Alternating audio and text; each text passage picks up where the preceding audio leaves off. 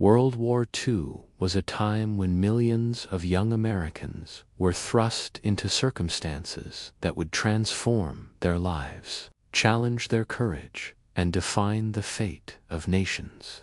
For many, enlistment was not just a choice, but a response to global conflict, patriotic duty, or the pressures of conscription. The process of joining the military involved bureaucratic formalities, medical examinations, psychological evaluations, and assessments of physical fitness. Recruits were measured against strict standards, ensuring that those who entered service could endure the rigorous demands of combat, travel, and sustained military discipline. Once enlisted, the transformation from civilian to soldier began a process as much mental and emotional as it was physical.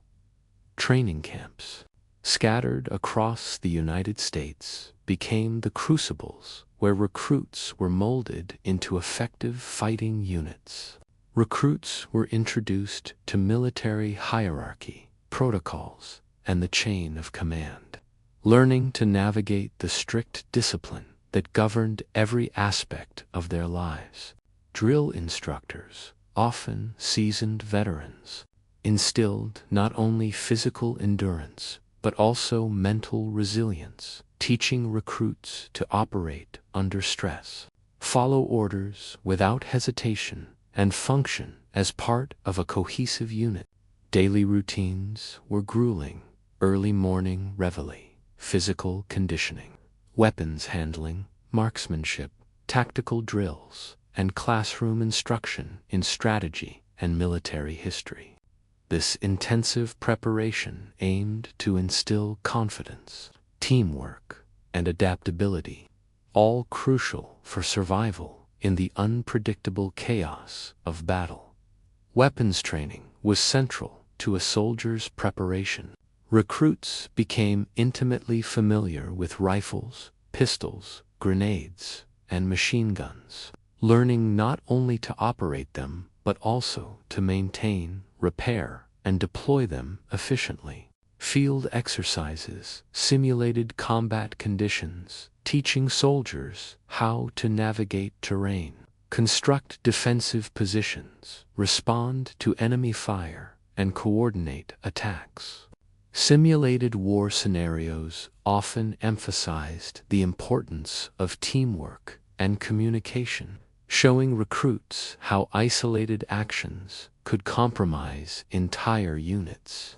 The psychological impact of these exercises was significant. Recruits confronted fear, learned to manage stress, and internalized the discipline required to respond effectively under life-threatening conditions. Physical fitness was another cornerstone of training. Soldiers underwent rigorous exercises designed to build endurance, strength, and agility. Long marches with heavy packs, obstacle courses, swimming exercises, and hand-to-hand combat training ensured that soldiers could meet the physical demands of battlefield conditions. Nutrition, medical inspections, and rest were closely monitored to maintain optimal performance. The combination of physical conditioning and skill development created soldiers who were not only competent in warfare but also capable of enduring the harsh and unpredictable conditions of battlefields across Europe, Africa, and the Pacific. Training also emphasized the psychological and emotional preparation necessary for war. Soldiers were educated on the realities of combat, including exposure to death, injury, and extreme stress.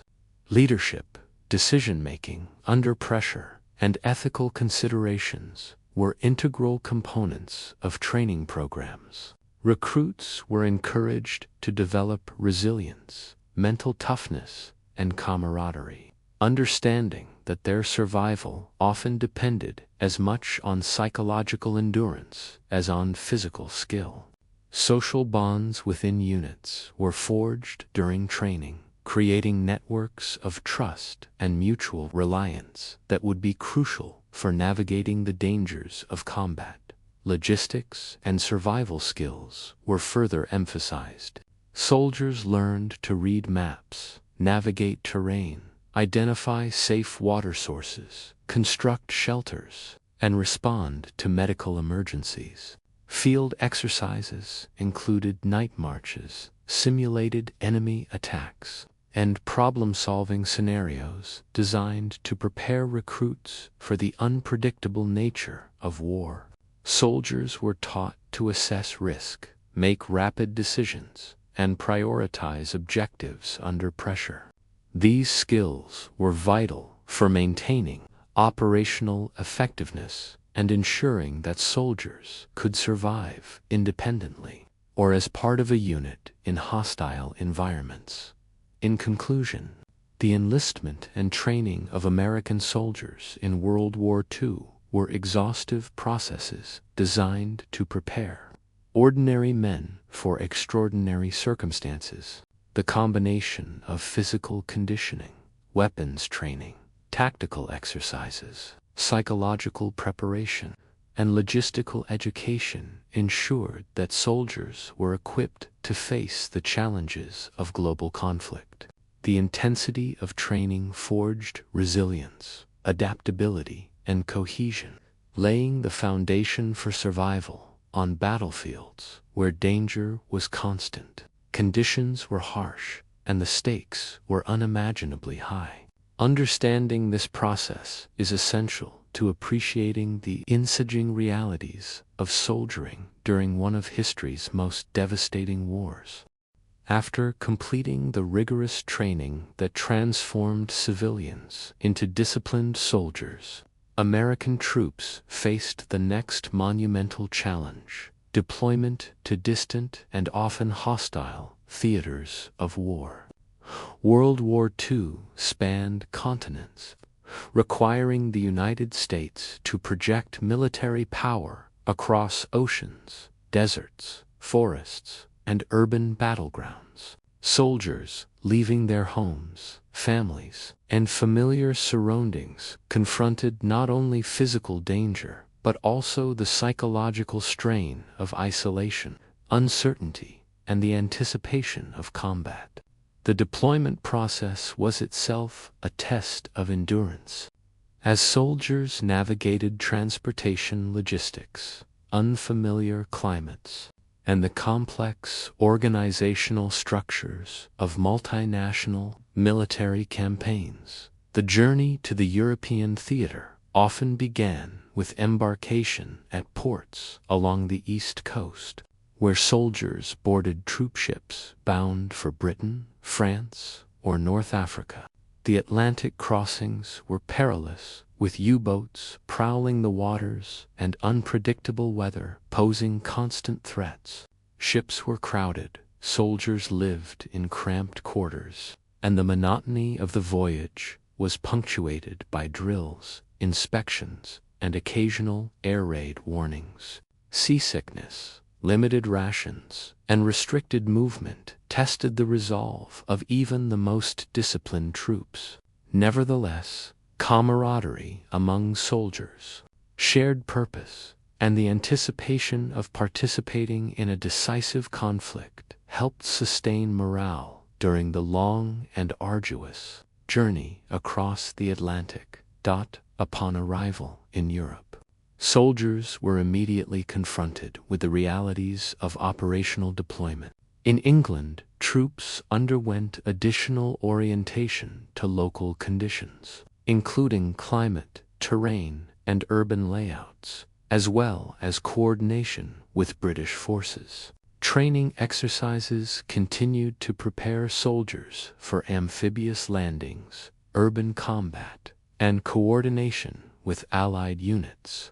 The D-Day invasion of Normandy, for example, represented the culmination of extensive planning, training, and rehearsals. Soldiers were briefed extensively on the geography, enemy fortifications, and objectives of the operation. Tensions ran high as soldiers faced the prospect of storming heavily defended beaches under artillery, machine gun fire, and aerial bombardment. Knowing that the success of the operation and their survival depended on discipline, teamwork, and courage, in North Africa, American soldiers contended with a dramatically different environment. Desert warfare required adaptation to extreme heat, sandstorms, and scarce water supplies. Soldiers had to learn how to navigate vast, featureless landscapes, manage limited resources, and endure the physical strain of long marches under harsh sun. Combat involved both conventional battles against entrenched Axis forces and guerrilla-style engagements in rugged terrain. Supply lines were critical, as shortages of food, ammunition, and medical supplies could rapidly compromise operations. In these challenging conditions, discipline, training, and resourcefulness were tested to the maximum. Soldiers had to rely on one another, maintain morale, and adapt quickly to the shifting dynamics of desert combat. Deployment to the Pacific theater presented an entirely different set of challenges.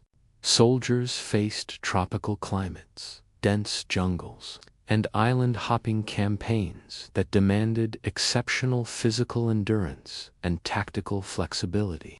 Diseases such as malaria and dysentery posed constant threats, while extreme humidity, heavy rainfall, and difficult terrain complicated movement and logistics.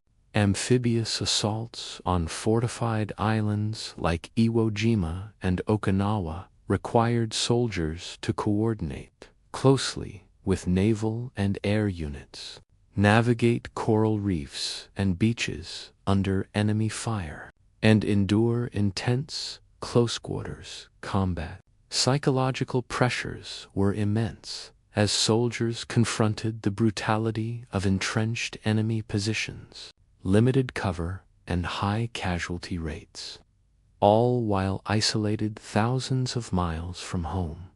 The logistical complexities of deployment were staggering. Transportation involved coordination of ships, trains, and aircraft to move troops, equipment, and supplies across vast distances. Supply chains were vulnerable to enemy action, weather, and mechanical failure. Soldiers often arrived at their destinations fatigued from long journeys, with minimal time to acclimate before entering combat. Command structures had to ensure clear communication, maintain discipline, and provide support under conditions of constant uncertainty. Every movement was meticulously planned. Yet the chaos of war often demanded improvisation, quick decisions, and resilience on the part of individual soldiers and entire units. Cultural and environmental adaptation was another critical aspect of deployment. Soldiers had to navigate foreign languages, customs, and social norms while maintaining operational effectiveness.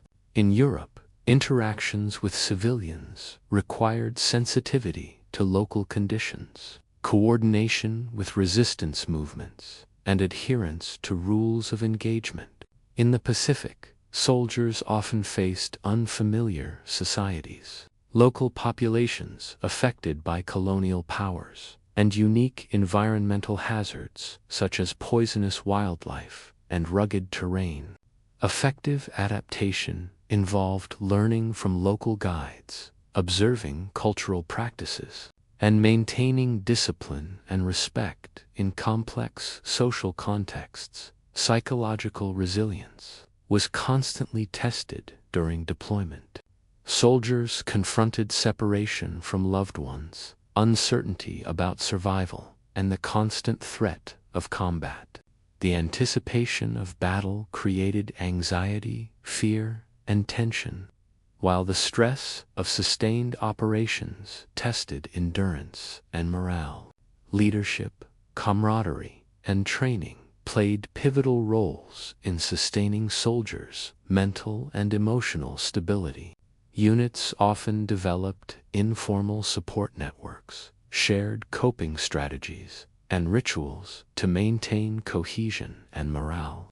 Humor, storytelling, music, and personal letters from home became crucial elements of psychological survival, reinforcing bonds and providing a sense of normalcy amidst chaos.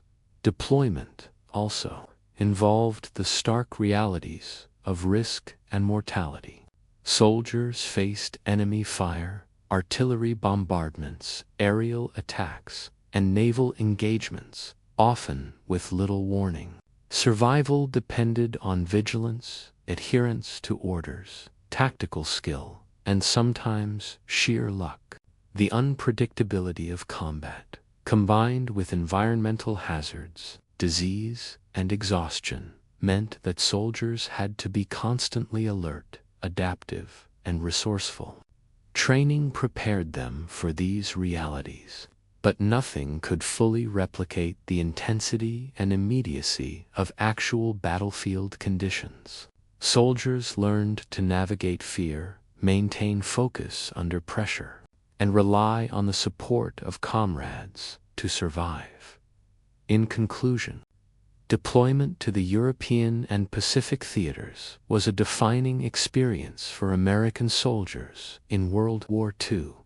It tested physical endurance, psychological resilience, adaptability, and teamwork in unprecedented ways. Soldiers confronted unfamiliar terrains, climates, and cultures while facing the constant threat of combat and mortality. Logistics, planning, and coordination were critical to operational success. Yet individual courage and unit cohesion were equally essential for survival. Understanding deployment provides insight into the extraordinary challenges faced by soldiers and the extraordinary efforts required to maintain readiness, morale, and effectiveness in a global conflict that spanned continents and tested the limits of human endurance. Life on the front lines during World War II was an experience unlike any other, raw, exhausting, and defined by the constant presence of danger. 4 American soldiers deployed across Europe, North Africa, and the Pacific. Each day brought new tests of endurance, courage, and sanity. Training had prepared them for discipline and combat, but nothing could truly simulate the chaos, unpredictability, and emotional strain of life under fire. The front line was not merely a physical location. It was a shifting boundary between order and chaos, life and death, hope and despair. Soldiers learned to adapt to the rhythm of war, where survival depended on instinct, teamwork, and the unyielding will to keep moving forward, no matter how hopeless things seemed. In Europe, the front lines were marked by trenches, foxholes, and bombed-out villages. Soldiers lived in mud, rain, and freezing temperatures, their uniforms soaked and boots caked with filth. The sound of artillery became a constant companion, booming in the distance, echoing across valleys, or exploding terrifyingly close.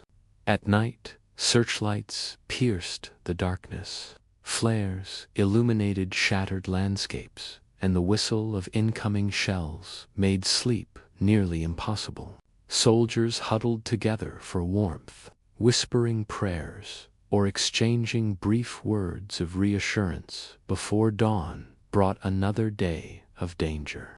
In the mornings, they crawled from their dugouts, cleaned their weapons, and scanned the horizon, never knowing whether the next few hours would bring quiet or sudden chaos.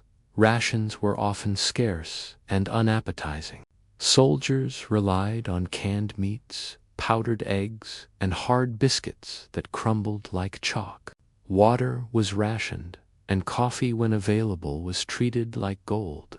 In some cases, soldiers scavenged from abandoned villages or traded with locals to supplement their meager supplies. Hygiene was a constant struggle. Baths were rare, lice infestations were common, and infections spread easily in the damp and dirty conditions. Medical units did their best, but the sheer scale of the front and the rapid movement of troops meant that supplies and doctors were often far away. Disease, exhaustion, and exposure to the elements claimed lives as surely as enemy bullets. Combat itself was relentless and disorienting.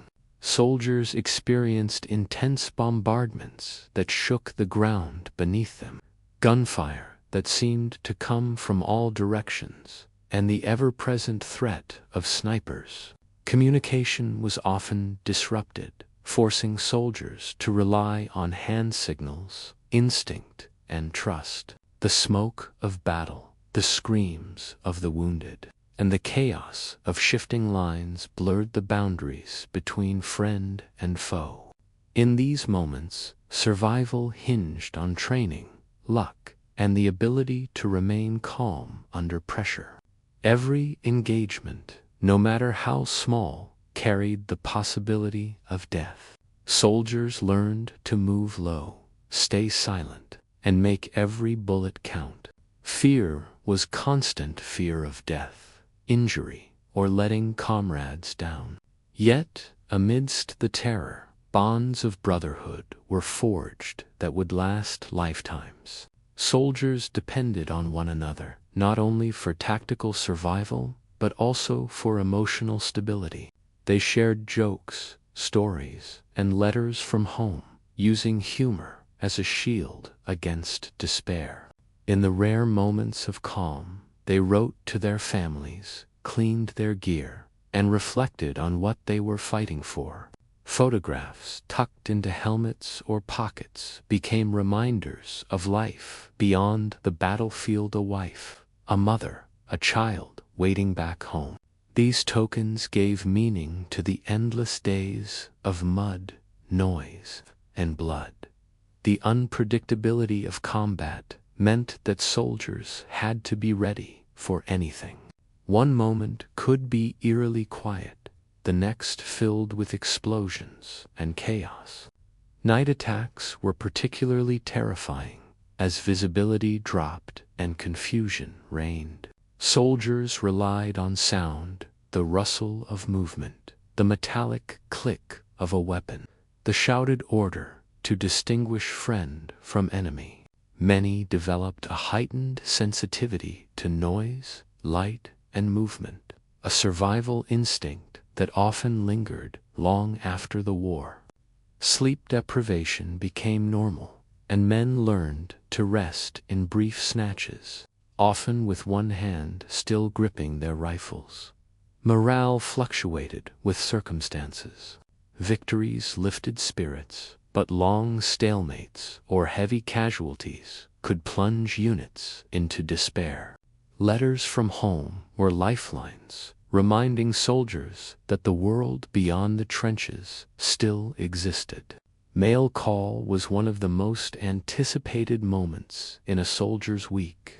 Even a short note from home could renew strength and determination. Conversely, the absence of letters could deepen loneliness and hopelessness. Chaplains, medics, and officers worked tirelessly to sustain morale, organizing small gatherings, distributing books, or leading moments of prayer in the Pacific. The front lines looked entirely different, but were no less brutal. Dense jungles, unbearable humidity, and swarms of insects made movement slow and exhausting. Soldiers hacked through thick vegetation, constantly wary of ambushes. The terrain was unforgiving. Muddy slopes, swamps, and volcanic ash turned every advance into an ordeal. Diseases like malaria, dengue fever, and dysentery spread rapidly, sometimes incapacitating entire units. The enemy often fought to the last man, launching surprise attacks from hidden bunkers or caves. Every island captured came at a staggering human cost. For many soldiers, the Pacific War felt endless. Each victory followed by orders to move on to yet another island. Another battle. The sounds of the front became etched into memory. The whistle of artillery shells, the distant rumble of tanks, the buzzing of aircraft overhead, and the cries of wounded comrades. Soldiers learned to identify these sounds instinctively, knowing when to take cover or return fire. The constant sensory overload, noise, smoke, flashes, and adrenaline created a state of hyper-awareness that left many permanently altered. Even after the fighting stopped, many carried those memories home, reliving them in dreams and sudden moments of silence amidst the chaos. Acts of extraordinary bravery and compassion emerged. Soldiers risked their lives to rescue wounded comrades, shared scarce rations with civilians, and carried messages through enemy fire.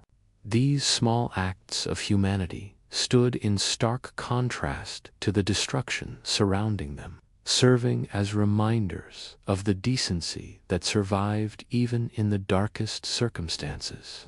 Medal citations and commendations honored such bravery, but countless acts of courage went unrecorded. Simple gestures of loyalty and sacrifice, known only to those who were there at the front time, lost all meaning. Days blurred together, defined not by hours, but by events: an air raid, a patrol, a meal, a lull before the next assault. Soldiers lived moment to moment, focusing on immediate survival rather than distant outcomes. The question of whether they would make it home became an unspoken thought shared by all. The world beyond the front, the familiar comforts of home, family, and peace, felt increasingly remote, almost unreal. Yet, paradoxically, it was that very memory of normal life that sustained many soldiers through the worst moments of fear and exhaustion. In conclusion, life on the front lines was a relentless test of endurance, courage, and humanity.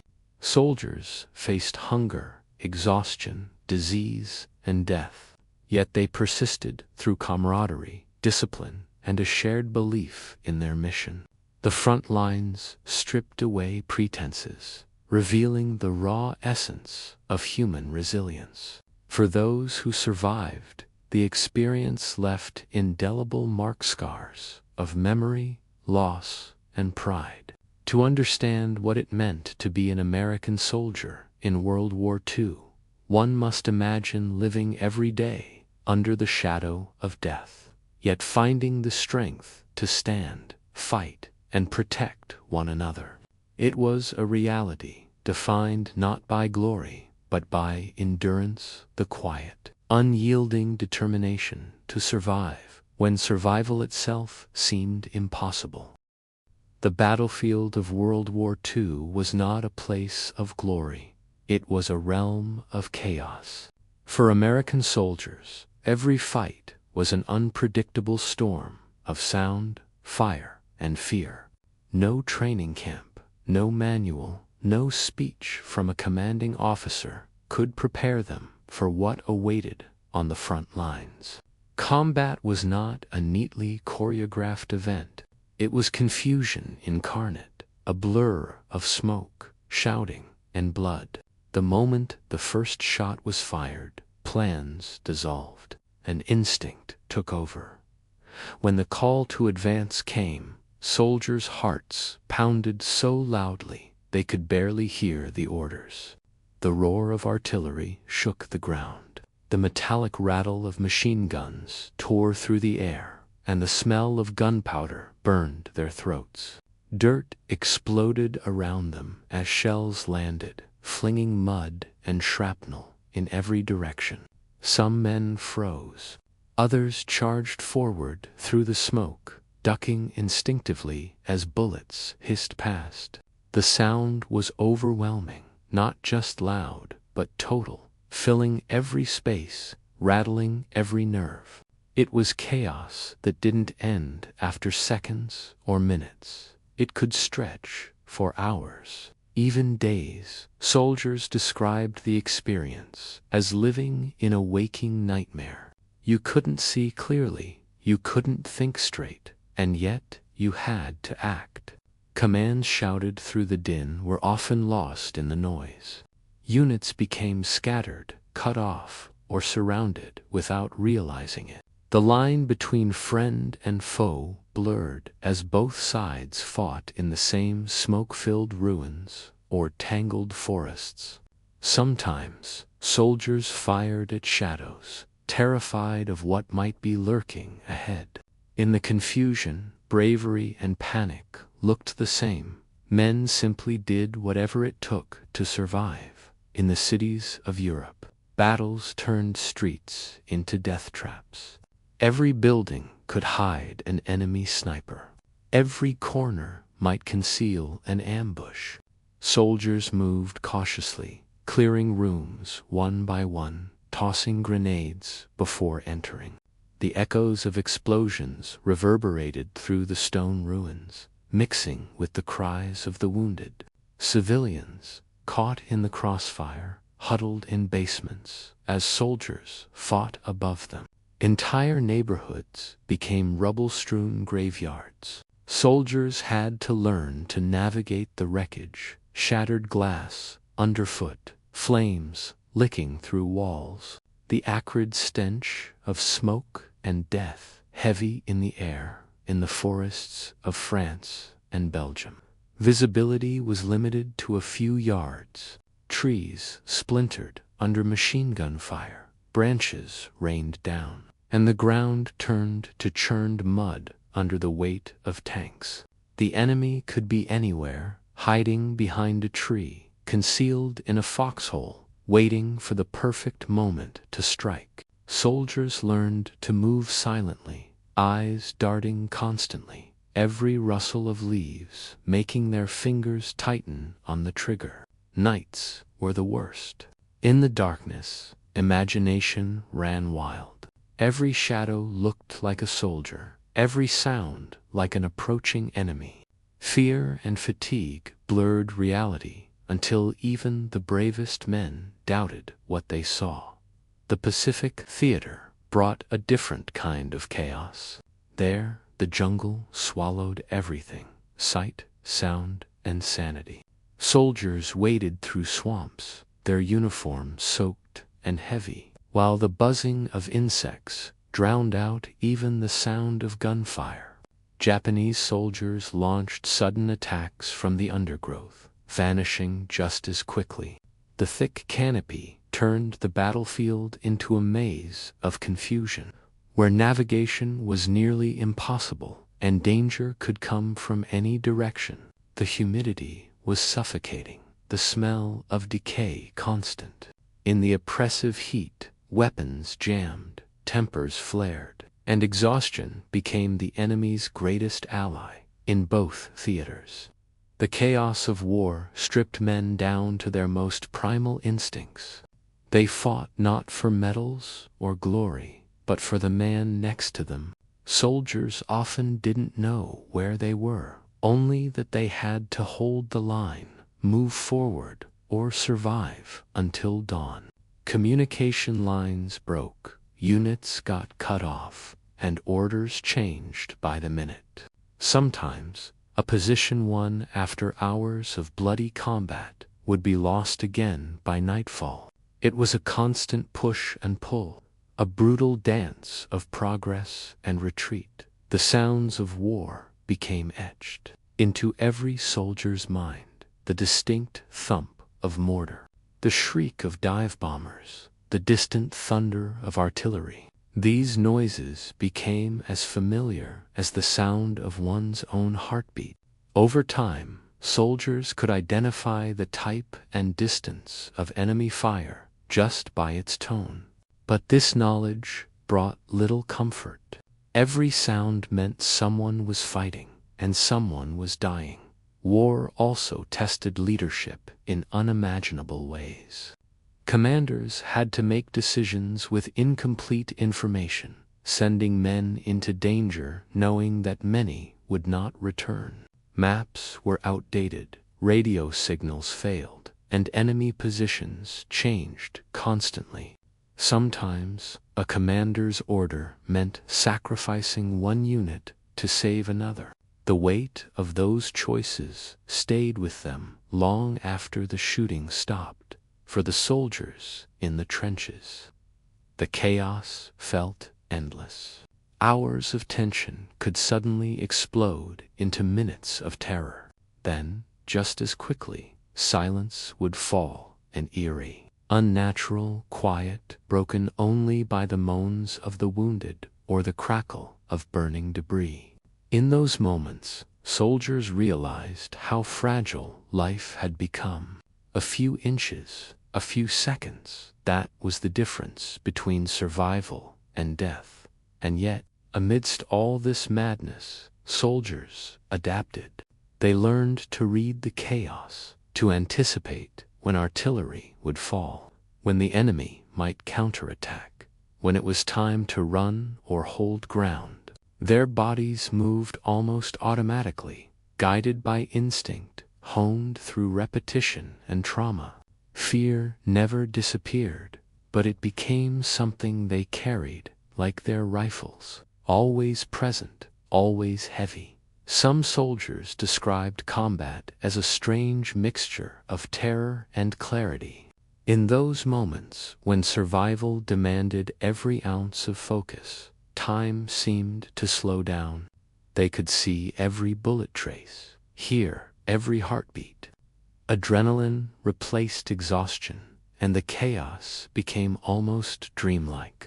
Afterward, when the adrenaline faded, the trembling began, hands shaking uncontrollably, minds racing to process what had just happened. Some tried to laugh it off. Others simply stared into space, too numb to speak. The chaos of war was not just physical, it was psychological. Soldiers lived in a constant state of tension that eroded their sanity over time. The fear of death, the guilt of survival, and the relentless uncertainty gnawed at their minds. Many turned to superstition, lucky charms, routines, or silent prayers, believing these small acts could ward off death. Others detached emotionally, becoming numb to the violence around them. They stopped counting the dead, stopped remembering names. It was a defense mechanism, a way to keep functioning in a world that no longer made sense. When the battle ended, silence brought no relief, only the haunting realization of what had been lost. The ground was littered with helmets, weapons, and the remains of men who had fought bravely hours before. Smoke hung low, and the air was thick with the smell of gunpowder and blood. The survivors sat in stunned silence, too exhausted to move. Some prayed, some cried, some stared blankly at the horizon. Victory, if it could be called that, felt hollow. The cost was written in every face, every empty space where a friend had once stood. The chaos of war was not glorious. It was confusion, fear, and survival against impossible odds. And yet, through it all, soldiers endured. They learned to navigate the madness, to find meaning in the meaningless, to hold on to their humanity, even when the world around them seemed determined to destroy it. That endurance, not victory, not medals, was the true mark of courage. Courage in war is often misunderstood. It is not the absence of fear, nor the blind rush into danger. It is the quiet decision to keep going when every part of you wants to stop. For American soldiers in World War II, courage was not about heroics captured in photographs or written into newspapers. It was the unseen strength that emerged in the darkest moments, when exhaustion, despair, and fear threatened to consume everything. It was the will to move forward when the world around you was burning. Every soldier learned quickly that bravery came in many forms. Sometimes it was the soldier who charged into gunfire to rescue a wounded comrade. Other times it was the one who stood guard through the freezing night, refusing to sleep because the unit's safety depended on his vigilance. Courage was not a grand gesture. It was persistence, 1,000 small acts of defiance against fear. It was writing a letter home after losing half your squad, pretending everything was fine so your family wouldn't worry. It was sharing your last canteen of water, your last cigarette, your last ounce of hope. In Europe, the winters were brutal. Snow fell thick on the ground, freezing boots, weapons, and fingers. Soldiers huddled together in foxholes, their breath forming small clouds in the icy air. The cold seeped into their bones, making even the simplest movements painful. Food was scarce, fires were dangerous. They could reveal positions to the enemy. Yet, every morning, when the orders came, men stood up and marched again. That was courage, the act of rising from the mud again and again, knowing that today could be your last dot in the Pacific. Courage meant enduring the unbearable. The heat was suffocating, the jungle relentless. Soldiers fought diseases as much as they fought the enemy: malaria, dysentery, and infections that turned minor wounds into deadly threats. Sleep was rare, rest impossible. Insects crawled over sleeping men, rats gnawed through supplies, and the rain never stopped. And yet, soldiers pressed forward. They climbed mountains, waded through swamps, and fought inch by inch for small patches of land whose names few back home had ever heard. There were moments when courage was simply refusing to break. On the front lines, death was constant, sudden, random, merciless. One moment a soldier would be talking, the next he was gone. There was no time for goodbyes. The living buried the dead quickly, often marking graves with makeshift crosses or dog tags tied to sticks. Then they moved on. But inside, the loss stayed a heavy, unspoken grief. Soldiers learned to carry it quietly because dwelling on it could destroy them. They joked, they laughed, they teased one another, not because the war was funny, but because laughter was the only thing that kept them human. Letters from home became lifelines. Soldiers waited eagerly for mail, sometimes weeks or months late. A simple letter could change everything. A few lines reminding them why they were fighting, who was waiting for them, what peace might feel like again. They read those letters over and over until the paper was soft and creased. Some carried photos in their helmets or pockets: wives, children, parents, sweethearts.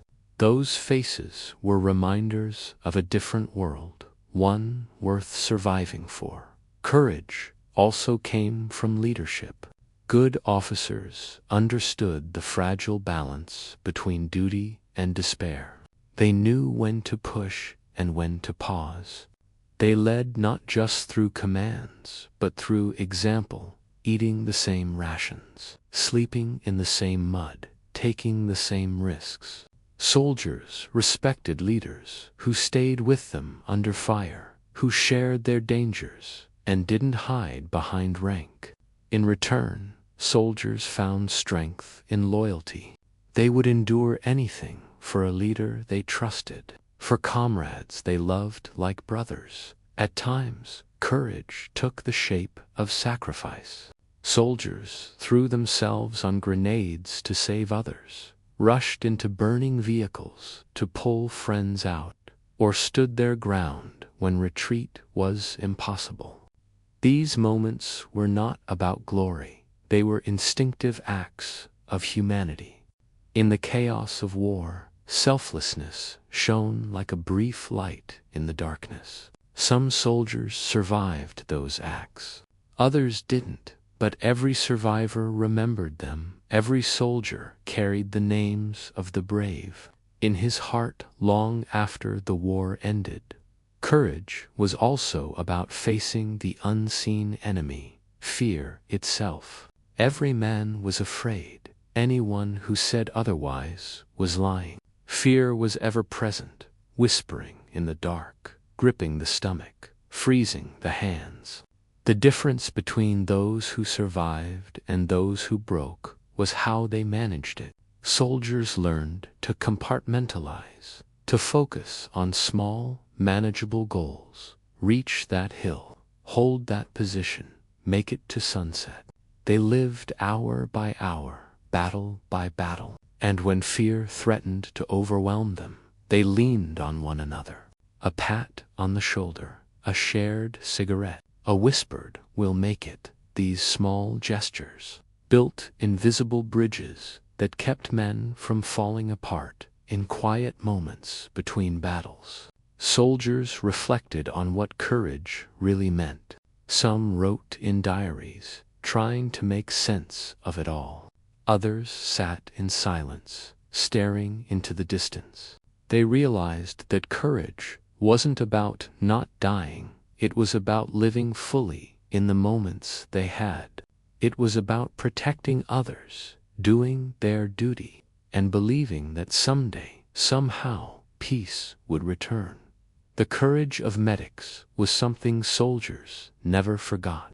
These men carried no weapons, yet ran through gunfire to save the wounded. They crawled across battlefields, dragging men to safety, bandaging wounds under fire.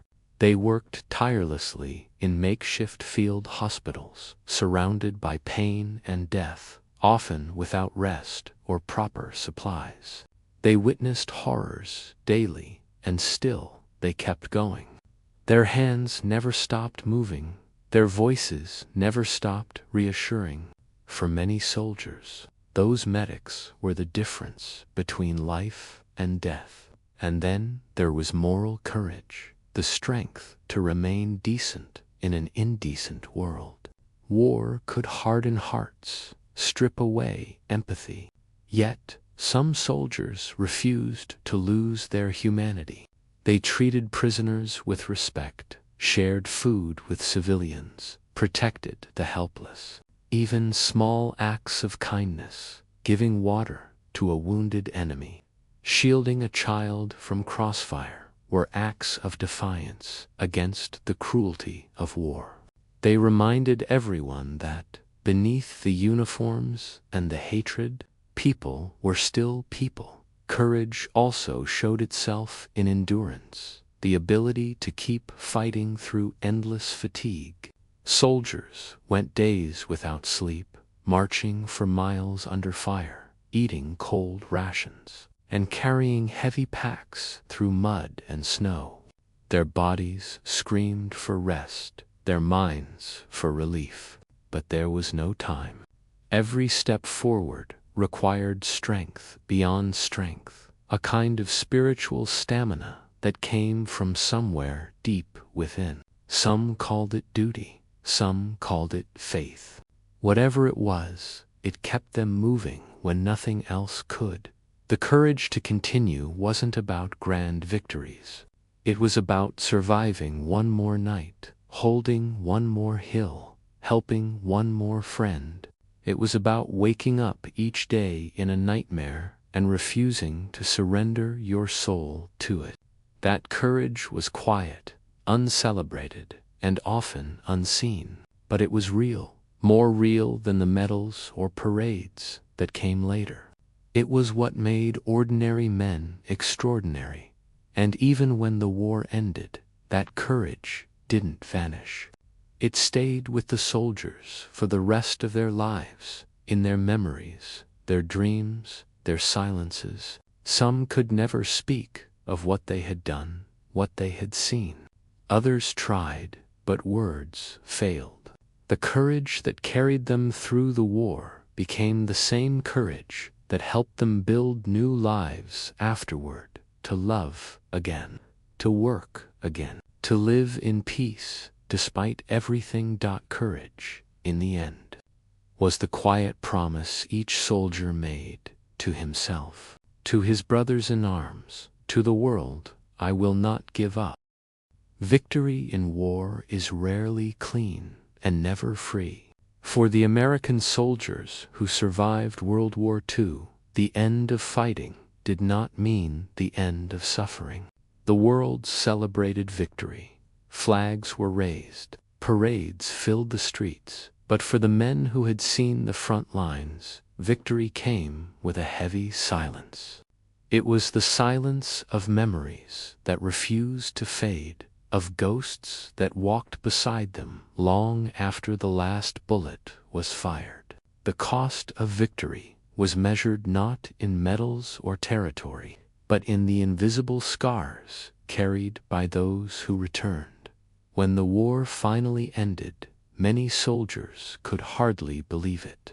The radio crackled with news of surrender. Germany defeated in May, Japan in August.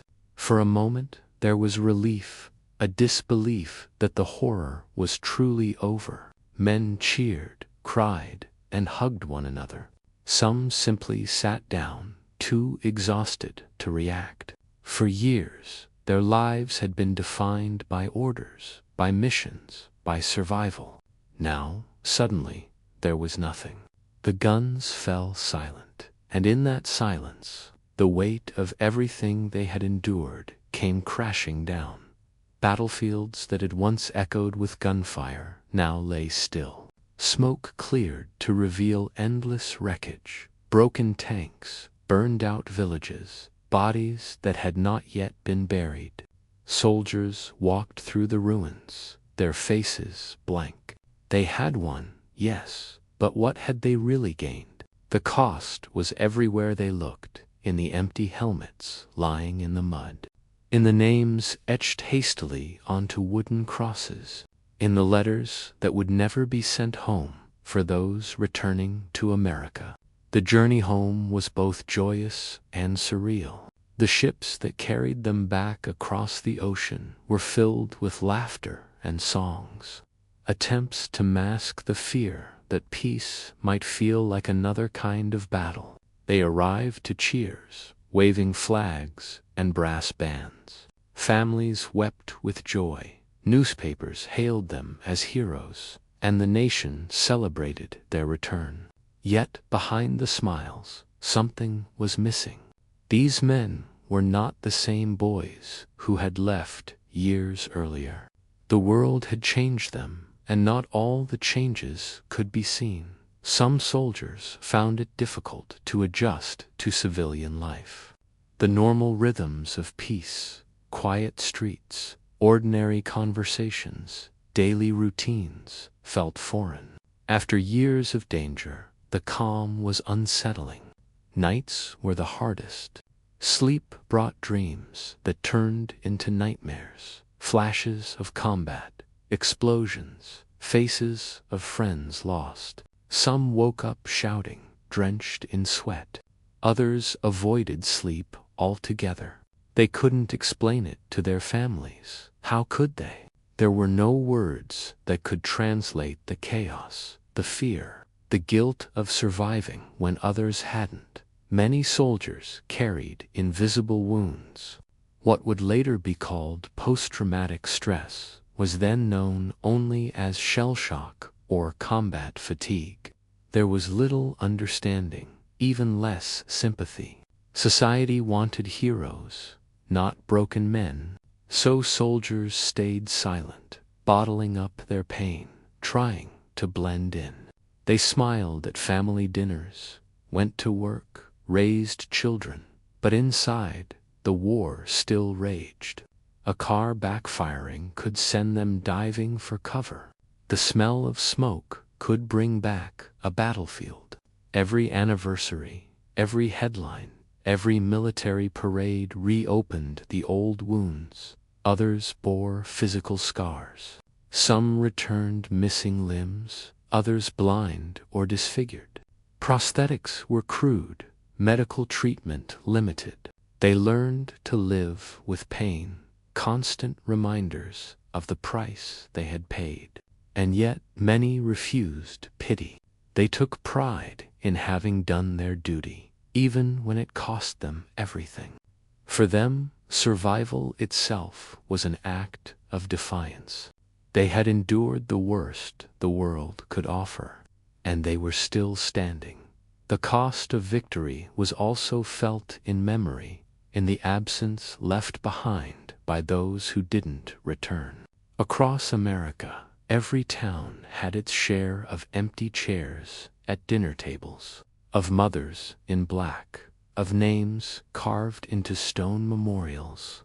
The war had touched every family, every community. Gold Star families received telegrams instead of homecomings. Letters arrived after their writers were already gone. The nation moved forward, but grief lingered quietly in homes across the country. Some soldiers tried to make sense of what they had seen by writing memoirs. Diaries and letters from the front lines began to appear in the years after the war. These writings spoke not of glory but of survival, confusion, and loss. They were confessions, attempts to find meaning in madness.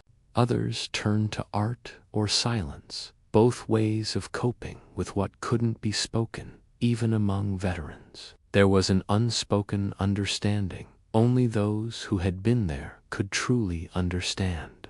Reunions became sacred spaces where they could share memories without judgment.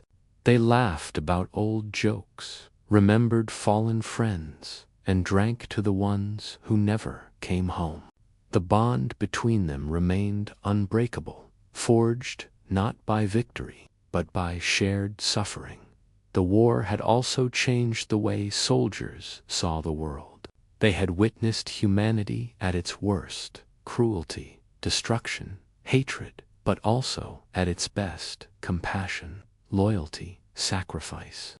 They had seen how fragile life was, how easily it could be taken, and how precious peace truly was. For many, this realization defined the rest of their lives. They valued small things, a sunrise, a quiet meal, a child's laughter. They had earned that appreciation through fire and blood. Yet, not all could find peace. Some were haunted by guilt, the guilt of surviving when others did not. They asked themselves endlessly, why me? Others struggled with anger, unable to forget the horrors they had witnessed. Alcohol became a refuge for some, solitude for others. The world expected them to move on.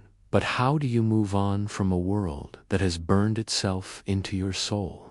The cost of victory was also political and moral. Soldiers questioned the necessity of some battles, the strategies that led to unnecessary loss of life. They carried resentment toward leaders who made decisions from far away, untouched by the mud and blood of the front. Some became advocates for peace, vowing that no generation should ever endure what theirs had. They spoke in schools, marched in memorials, and reminded the world that war is not adventure, it is annihilation. As years passed, the memories of World War II began to fade for the world, but not for the soldiers. The parades ended, the medals gathered dust, but the war lived on in their minds.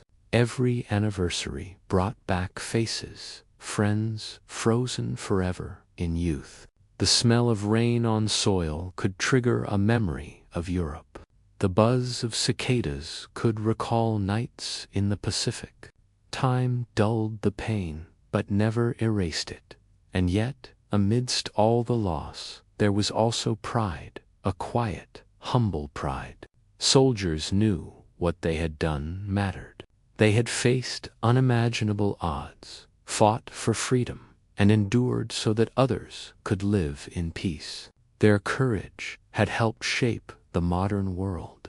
The cost had been terrible, but the meaning was undeniable. They carried that knowledge like a hidden metal, deeper and more sacred than anything pinned to a uniform. In the end, the cost of victory was not something that could be calculated.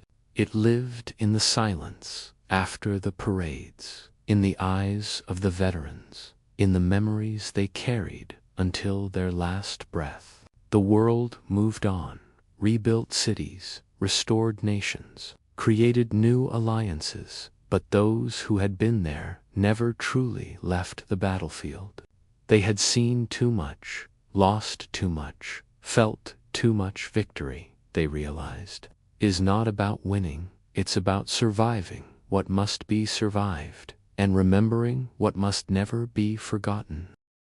Could you survive as an American soldier in World War II? Boring history for sleep away from the front lines.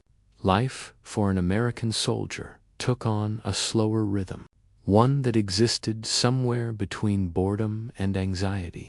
These were the moments of uneasy stillness when the guns were distant and the air didn't taste of cordite or smoke.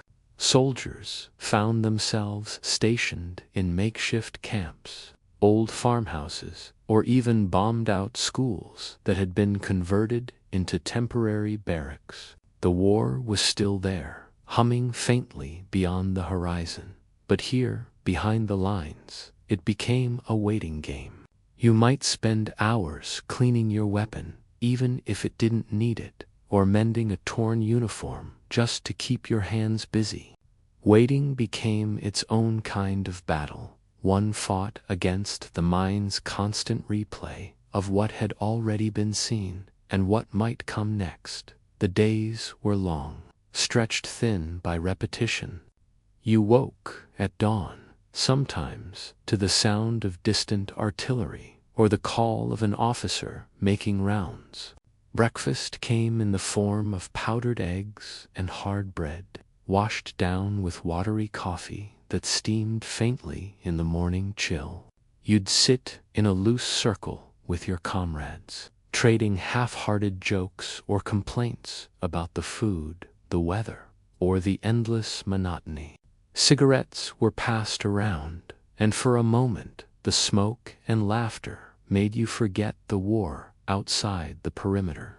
There was something sacred about those moments of ordinary humanity, the act of sitting together, shoulder to shoulder, pretending that you were just workers on a long, strange job far from home. In the afternoons, when the orders were light, some soldiers played cards. Others wrote letters. You could see them scattered around the camp, heads bent low over small sheets of paper, lips moving silently as they searched for words to send across oceans. "I'm fine," they often began. "Don't worry about me." Lies told out of love, scribbled in pencil and folded carefully into envelopes. Those letters became more than communications. They were anchors, tiny lifelines to another world that still made sense. When the mail finally arrived, there was a quiet ceremony to it. Names were called out one by one, and for every cheer there was a heavy silence for the man who received nothing. Some evenings, if the weather was kind, soldiers gathered near a small fire. The crackle of the flames was comforting, even if regulations said open fires were risky. Someone might start humming a song from home, something simple, soft, and familiar. Another might join in, off-key but sincere. Music had a strange way of softening the edges of fear. Even the most hardened soldiers found themselves caught in it, eyes closed, letting the melody pull them somewhere safer, if only for a few minutes. The laughter that followed was quieter than before the war, but it was still laughter, and that mattered. Supplies came and went in convoys, trucks rumbling in with crates of ammunition, rations, blankets, and sometimes new recruits. The new men were easy to spot, uniforms too clean, faces too fresh. The veterans watched them quietly, remembering when they too had arrived, with wide eyes and nervous smiles. There was a silent kind of mentorship that happened in those camps. No lectures, no long speeches, just small lessons. How to lace your boots properly so they didn't rub your feet raw. How to tell from the sound if an incoming shell was close or not. How to fold your blanket in the exact military way, even when no one was watching. It was these tiny rituals that kept order in the middle of chaos. There were also moments of strange normalcy that felt almost out of place in a war zone. Soldiers might find a stray dog wandering the camp and adopt it as a mascot. They'd name it something funny, feed it scraps, and carry it along from place to place. It gave them something to care for, something alive that didn't belong to the war. Or maybe someone would find an old soccer ball, and before long, there'd be a game breaking out on a patch of muddy ground helmets, off, rifles set aside. Laughter rising through the cold air like it belonged to another world entirely. Those games didn't last long, but they mattered more than anyone admitted. They reminded everyone what peace might feel like again. As night fell, the camp would quiet down. The last fires burned low, the laughter faded, and the only sounds left were the wind moving through the trees and the low murmur of sentries talking softly at their posts. You'd lie on your cot or the hard ground, staring at the canvas ceiling of the tent above, listening to the rhythmic breathing of the men around you. Sometimes you'd dream of home, of a bed with clean sheets, the smell of bread baking, the distant sound of traffic or laughter on a city street. But when you woke, it was always the same, the smell of damp wool, the weight of your rifle, and the endless waiting. Behind the lines, you survived, not through heroics, but through endurance, the ability to keep moving through the quiet, even when the silence was heavier than the noise of battle itself. Could you survive as an American soldier in World War II? Boring history for sleep. There were days when the war seemed far away, like a distant storm you could sense but not see. These were the days of rest and recoveries, uneasy pauses that felt almost unnatural after the chaos of the front. You might wake up late, your body still sore from marching, your hands rough from the weight of your rifle. The sun would rise slowly over the camp, and for a moment the world looked almost peaceful. Birds sang somewhere in the distance, the wind moved through the trees, and the smell of smoke from last night's fire lingered in the cool morning air. But even in rest there was tension. You knew that the quiet wouldn't last, that the next set of orders could come at any time, pulling you back into the noise and fury of battle. The medics were always busy during these lulls. They worked in tents that smelled faintly of antiseptic and iron, tending to men who bore wounds too minor for evacuation but too deep to ignore. You'd see soldiers sitting quietly, shirts off, as bandages were changed or bullet grazes cleaned. Some had blank looks in their eyes, lost in a place beyond pain. Others joked with the medics, trying to lighten the mood. "Just a scratch," they'd say. Even when it wasn't, laughter became medicine in those moments. An attempt to patch up the soul where the body could not be healed. You learned to respect the medics deeply. They were the quiet heroes, unarmed but fearless, always where the danger was thickest, carrying hope in their satchels instead of bullets. Clean uniforms were rare, but on rest days, the army insisted on order. Laundry lines stretched between trees or over fences, with shirts and socks swaying in the wind like strange flags of survival. You'd see men shaving with cold water and dull razors, trying to look human again, even if their reflection in the metal bowl looked older than it should.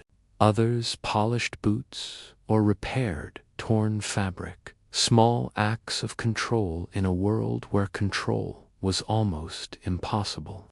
The officers encouraged this routine, kept the mind steady. A clean face, a neat bunk, a full stomach. They were symbols that you were still a soldier, not just another tired man drifting through the fog of war. Sometimes, if luck was on your side, there'd be a field kitchen set up nearby. The smell of hot food would draw everyone like moths to a flame. It didn't matter what was cooking: beans, stew, maybe even real meat if supply lines were generous. The sound of spoons clinking against tin bowls, the low murmur of conversation, the faint hum of a harmonica somewhere in the distance, it all created an illusion of normal life. For an hour or two, you could pretend you weren't thousands of miles from home. You could pretend the world wasn't broken. You could even smile and mean it. In the afternoons, soldiers found ways to keep their minds occupied. Some played cards for cigarettes, others wrote letters, and a few even sketched the landscape around them: the tents, the muddy roads, the endless sky. You'd see a man sitting on a crate, pencil in hand, carefully shading a picture of a tree or the profile of a friend. Art, in its own way, was another kind of survival. It reminded you that beauty still existed, even here. There were also those who simply sat in silence, staring at nothing, lost in thoughts they couldn't put into words. Every soldier carried invisible weight, and during rest, that weight became most noticeable. The body rested, but the mind wandered endlessly. Occasionally, news from the outside world reached the camp. Crumpled newspapers passed around until the ink smudged and headlines blurred. You might read about advances on other fronts, political speeches, or small victories that promised the war was turning. But to the men behind the lines, those stories felt far away, like echoes from another planet. What mattered was the next meal, the next letter from home, the next sunrise.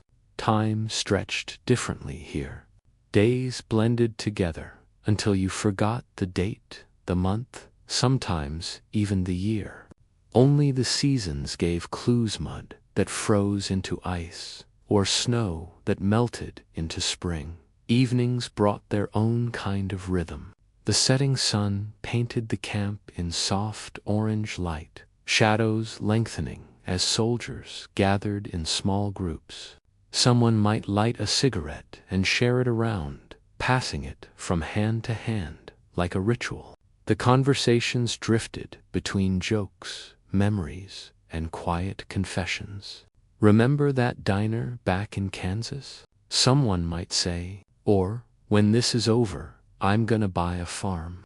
The others would nod, smiling faintly, because everyone had a dream waiting somewhere far from this place. The future became a shared fantasy, fragile but necessary. When night finally settled, the world turned silent again. The stars came out, bright and indifferent, scattered across the black sky. You'd lie back on your bedroll, staring at them, thinking how strange it was that beauty could exist in the middle of such ruin. The sounds of the camp faded, one by one, the cough of a nearby soldier, the last crackle of a dying fire, the soft whisper of the wind through the canvas. And as your eyes closed, you'd think, maybe just for a moment, that you could make it through. Because survival wasn't about strength or courage anymore, was about small moments like these. The warmth of food, the comfort of friendship, the simple act of breathing in a world determined to take that away.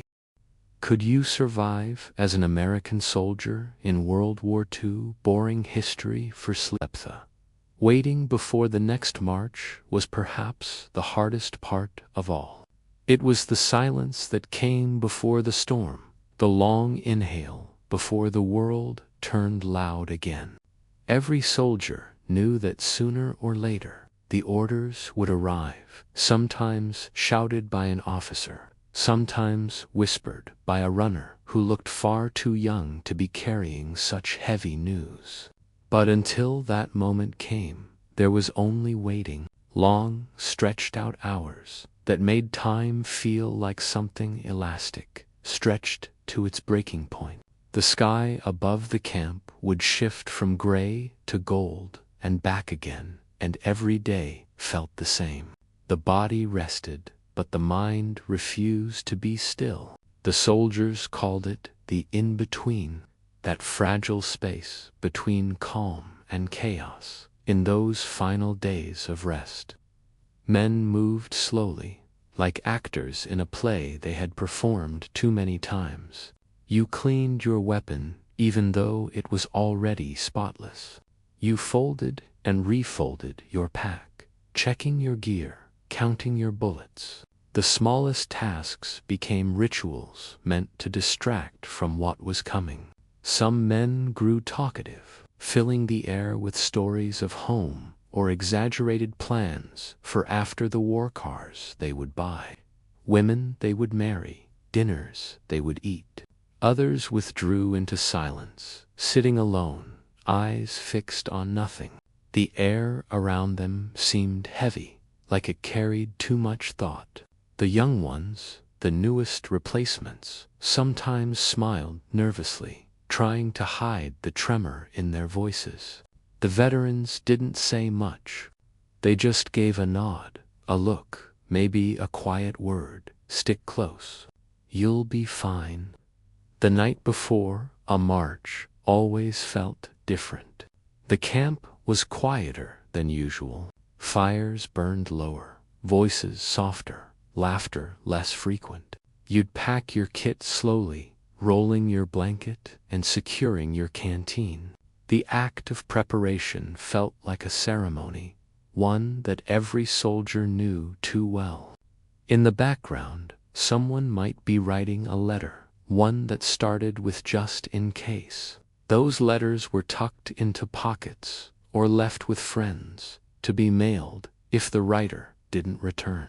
You'd tell yourself you weren't superstitious, but still, you'd check your lucky charma coin, a photo, a small cross, anything that felt like protection, even if you knew it wasn't real.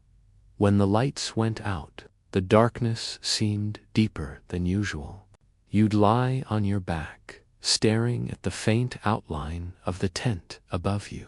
Sleep came in short bursts, interrupted by dreams of home or the echo of explosions that weren't really there. Outside, the guards walked their slow circuits, boots crunching softly against the dirt. The camp breathed quietly, hundreds of men sharing the same uneasy rhythm, hearts beating in time with the ticking of the unseen clock that moved closer to dawn. Sometimes, in those sleepless hours, you'd think about the people back home who had no idea what waiting like this felt like.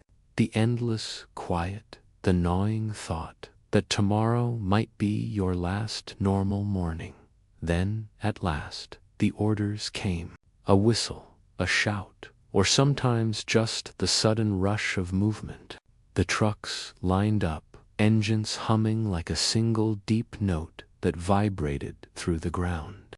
The air filled with the smell of exhaust and sweat and fear disguised as focus. You checked your rifle one last time, slung your pack over your shoulder, and climbed aboard.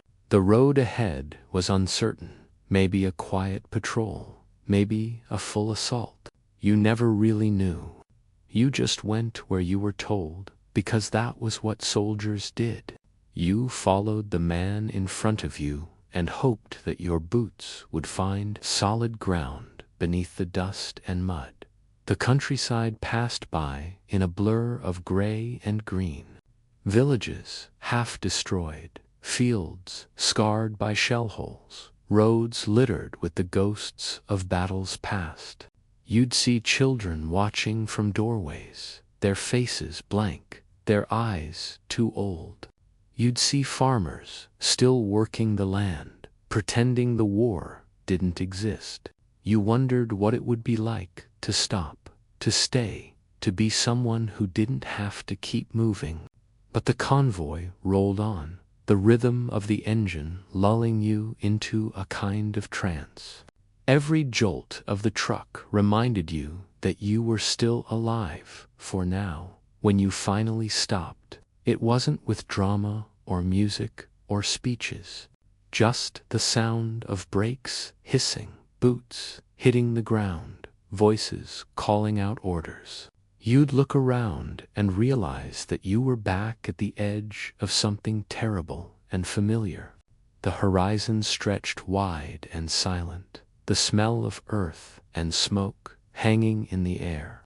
You'd take a deep breath, adjust your helmet, and feel your heart start to beat faster. The waiting was over. The quiet was gone. Ahead lay the noise, the fear, the chaos and the strange, cold calm that came with it. And yet, in that moment, standing shoulder to shoulder with the men you'd eaten with, laughed with, and nearly died beside, you'd feel something that almost resembled peace. Not happiness, not safety, but acceptance. The understanding that you were part of something larger, something both brutal and unexplainably human. You weren't fighting for glory or pride anymore. You were fighting to keep the man next to you alive, to see another dawn, to go home someday and tell someone that you made it through. That was survival. That was war. Could you survive as an American soldier in World War II? Boring history for sleep war. No matter how long you lived in it, always found new ways to weigh on you. By the time you reached the middle of your service, the world you once knew, of clear mornings, ordinary meals, and laughter that came easily had faded into something distant, almost imaginary. What remained was a constant heaviness. It wasn't just the weight of the rifle slung over your shoulder, or the endless miles you marched through mud and snow. It was the invisible weight of exhaustion, of loss, of carrying memories you couldn't speak aloud. Every man in uniform bore it differently. Some carried it in their shoulders, others in their eyes. But it was always there, silent and stubborn, a part of the body as natural as breath. The cold was the first enemy you could never defeat. In winter, it crawled into your bones and stayed there. The army issued blankets never felt thick enough. Your boots were always damp, no matter how many times you dried them by the fire. You learned to sleep in bursts, curled tight against the wind that slipped through every seam of your tent. Frost formed on the canvas, and your breath turned to ghosts in the dark. Some men grew quiet in the cold, their movements slower, their eyes distant. Others cursed it, stomped their feet, rubbed their hands together, desperate to feel warmth again. The cold didn't discriminate, didn't care about rank or courage. It simply existed, endless and indifferent, a reminder that nature was as merciless as any army. Then came the hunger. Rations were counted and stretched until they barely filled a mess tin. You ate because you had to, not because you wanted to. The taste of canned meat, powdered potatoes. When supplies ran low, you shared what little you had, half a chocolate bar, a spoon of sugar, a single cigarette split between two men. In those moments, generosity wasn't a virtue. It was a bond. Food became more than sustenance. It was a symbol that someone cared enough to make sure you kept going. You learned that survival wasn't a solitary act. It was a shared struggle. The marches were endless. Roads that seemed to stretch beyond the horizon, each step sinking into mud or crunching against gravel. The pack on your back felt heavier with every mile. Sometimes you'd march for 10, 12 hours straight, stopping only to refill canteens or adjust the straps cutting into your shoulders. The men talked less as the miles passed. Conversation took energy, and energy was precious. You learned to march by rhythm, boots thudding in unison, the faint jingle of metal gear, the occasional cough. It was mechanical, almost hypnotic. You stopped thinking about where you were going and just focused on putting one foot in front of the other. The body obeyed long after the mind wanted to give up. But the hardest moments weren't physical, they were emotional. War changed the way you looked at the world. It wasn't one big shock, but a slow erosion. You stopped reacting to things that once would have horrified you. You saw destruction so often that it became part of the landscape. A bombed village, a burned field, a line of civilians walking with blank faces, it all blurred into the same quiet sadness. You wanted to care, to feel something, but sometimes you couldn't. That numbness scared you more than anything else, because once you stopped feeling, you started wondering if you were still the same person you'd been before the war. Letters from home became both a blessing and a burden. You'd read them slowly, savoring every word, but afterward came the ache. News of a brother who'd enlisted, a neighbor who'd died, or simply the mundane details of a world that continued without you. It all reminded you of what you were missing. Sometimes men wouldn't even open their letters for days, afraid of what they might say. And yet, no one ever refused mail. It was proof that you still existed somewhere beyond the front, that your name still meant something in another world. There were moments of deep silence, when the war paused for just a few breaths. You'd sit alone, maybe on a fallen log or near the embers of a dying fire, and watch the smoke drift upward. The air would smell of earth and iron around you. Others did the same, each lost in their own thoughts. You didn't talk about fear or death or home. Those subjects were too heavy, too dangerous to touch. Instead, you might talk about baseball, or weather, or something trivial, just to keep the silence from swallowing you whole. At night, when sleep came, it came with dreams that weren't dreams at all. Sometimes you relived the last battle, hearing the screams and explosions again, feeling the ground shake beneath you. Other nights you dreamed of home, of sunlight and laughter, and things so simple they hurt to remember. And when you woke, it took a few seconds to understand where you were. The darkness, the cold, the smell of gun oil, it all came rushing back. And you realized that home existed now only in memory. Through it all, there was a strange resilience that kept you moving. Not courage, not hope exactly, but something quieter. A refusal to stop.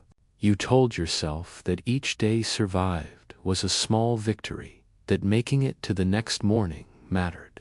You learned to find meaning in the smallest things. The warmth of a cigarette shared in silence, the sound of rain tapping on your helmet, the faint smile of a comrade after a long march. It wasn't much, but it was enough to keep you human, because, in the end, surviving the war wasn't just about avoiding bullets or shells, it was about enduring the weight of it all. The hunger, the cold, the fear, the loss. The endless march through days that all looked the same. It was about carrying the invisible scars no one else could see, and still finding a way to stand up, put on your helmet, and keep walking. That was the real battle, the one that never made it into the headlines. The quiet, lonely fight to remain yourself in a world determined to take that away. Could you survive as an American soldier in World War II? Boring history for sleep loss came in quiet moments. It didn't always announce itself with the roar of artillery or the flash of explosions. Sometimes it was a simple sound, the sharp crack of a rifle, the dull thud of a mortar landing too close, the silence that followed a name called and never answered. You learned not to look too long when someone fell. You couldn't afford to. You had to keep moving, keep fighting, keep pretending that each step forward mattered. But deep down, every loss carved a mark somewhere inside you. A mark that time or victory could never really erase. The first time it happened, it didn't feel real. You stared at the empty space where your friend had been seconds before, the air still vibrating with noise. For a moment, your mind refused to accept it. You waited for him to move, to stand, to brush off the dirt and say something about bad luck or close calls. But he didn't. And when you finally looked away, you felt something inside you shift, something that would never shift back. That was the moment you understood the war wasn't a story or a mission. It was a slow, grinding machine, and it took people apart one piece at a time. You tried not to remember names. It was easier that way. But memory had its own rules. Sometimes, while cleaning your rifle or waiting in the trenches, you'd think of the men you'd lost, how one used to hum old jazz tunes, how another always carried a picture of his dog, how one talked about the diner he'd open after the war. Those little details lingered longer than the battles themselves. They became ghosts that followed you, quiet but constant. You'd tell yourself you'd remember them all, but deep down you knew memory was fragile. The faces blurred over time, voices faded. What stayed was the feeling, the dull ache of absence. Cemeteries grew fast during the war.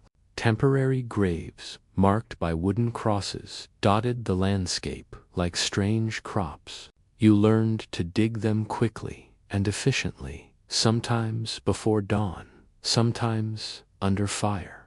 There was no ceremony. No long speeches, just a few words, a short silence, a hat removed, and then you moved on. The ground swallowed the fallen, and the living carried their names onward in whispers. You didn't talk about it later. You couldn't. It was too much, and there was always another battle ahead. Sometimes, though, loss came from letters. One day, A soldier would open an envelope with shaking hands, read a few lines, and suddenly his world would change. A wife gone, a child dead, a home destroyed. There was no preparing for that kind of pain. The war outside the trenches felt far away, but when bad news came, it broke through all defenses. You'd see the man fold the letter carefully, place it back in his pocket, and sit in silence for hours. No one asked questions. Everyone understood. Grief was private, even here, surrounded by men who shared everything else. You started noticing how people changed after loss. Some became quieter, almost detached. Others grew reckless, as if daring the war to take them to. A few laughed louder, joked more often, laughter as a shield against despair. Each man found his own way to cope. You didn't judge. You couldn't, because you were doing the same. You found small rituals to keep yourself sane. Maybe you wrote letters you never sent. Maybe you polished your dog tags every night before sleeping. Maybe you whispered a prayer before dawn, even if you didn't believe anymore. The routines didn't make the pain smaller, but they made it bearable. There were days when hope felt like a fragile thing, easily broken. You'd see the horizon after another long march, gray and endless, and wonder if this was what forever looked like. But then, small moments would find you. A care package from home, a song played softly on a harmonica, a joke that made everyone laugh despite the mud and fear. Those moments were rare, but they mattered. They reminded you that somewhere beyond this war, life still existed. Beauty still existed. And if it existed, maybe you could reach it again someday. The war also taught you about brotherhood in ways peace never could. Bonds formed not through words, but through survival. The man beside you wasn't just another soldier. He was your anchor. You trusted him with your life, and he trusted you with his. You learned to read each other's silences, to know when someone was breaking even before they said a word. That kind of connection was born out of fire, and it lasted long after the war ended. But for every bond, there came another loss. And with each one, you felt the world shrink a little more. You began to understand that surviving wasn't the same as living. You could survive every battle, every hardship, and still lose something essential inside yourself. Some men returned home whole in body, but hollow in spirit. The war took parts of them they'd never get back. The easy laughter, the peaceful sleep, the ability to look at the world without flinching. Sometimes you caught yourself wondering what it would be like when it was over. Would the air smell different without smoke? Would silence feel comforting again? Or would it just remind you of the dead? You imagined walking down familiar streets, hearing normal sounds, children playing, doors closing, radios humming. But you also knew that you'd never see those things the same way again.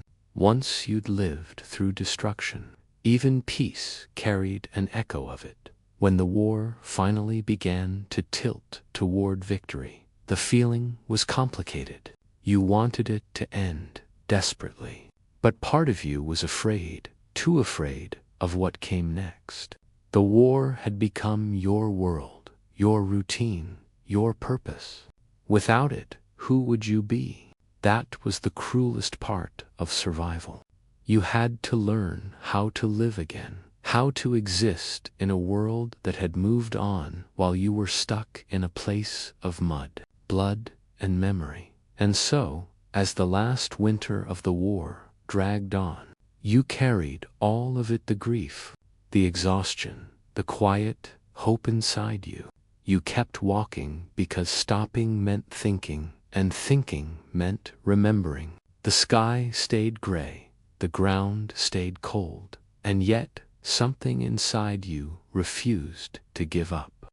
Maybe it was duty, maybe habit, or maybe just the simple will to see another sunrise.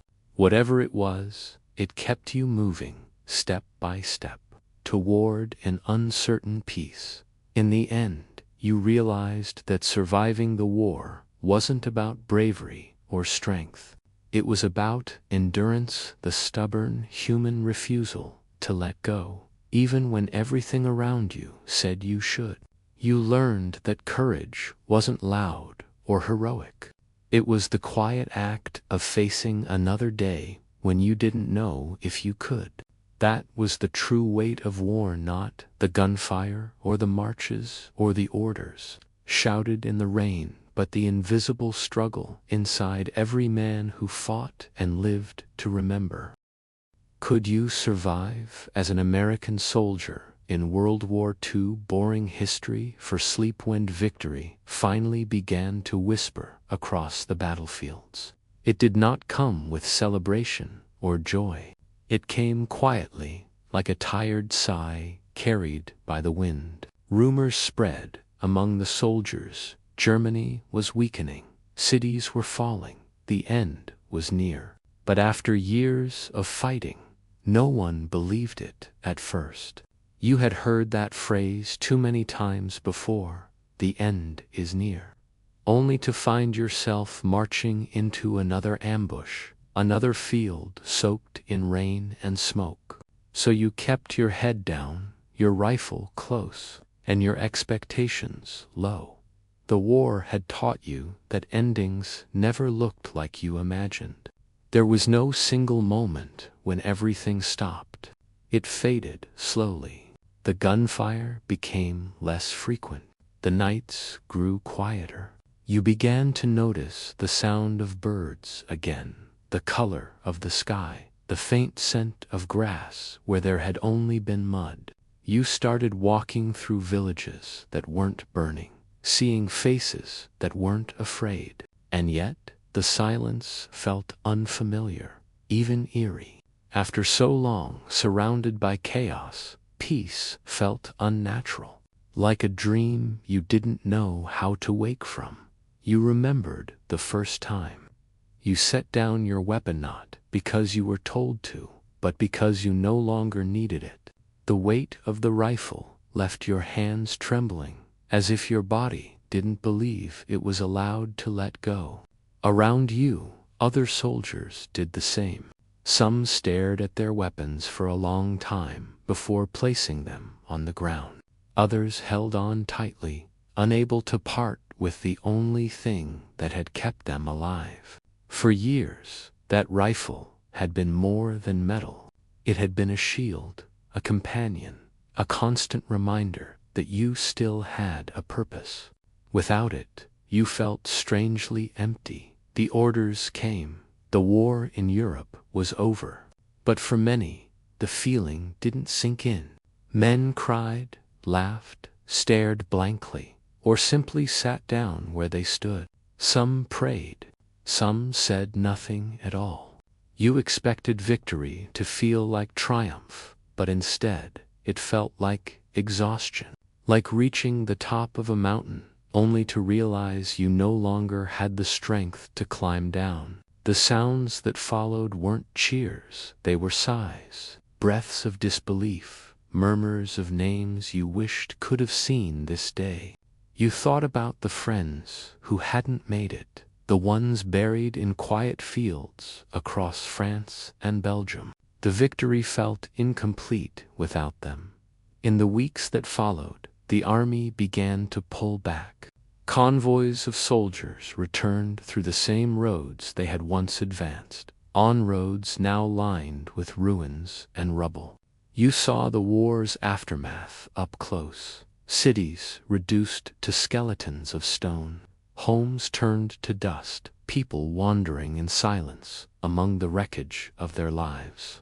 Children stared at you with cautious eyes, some too young to understand what the word war even meant, yet already old in spirit. You gave them chocolate, canned food, anything you could spare. Their smiles, small, uncertain, felt like tiny fragments of light in a world still covered in shadow. When you finally boarded the ship home, the sea was calm and the sky stretched endlessly over the water. You stood on the deck, watching the horizon, feeling the wind cut across your face. It had been years since you'd last seen the ocean as something peaceful. Now, as waves rocked the ship gently, you began to realize that returning home would be its own kind of battle. You weren't the same person who had left. None of you were.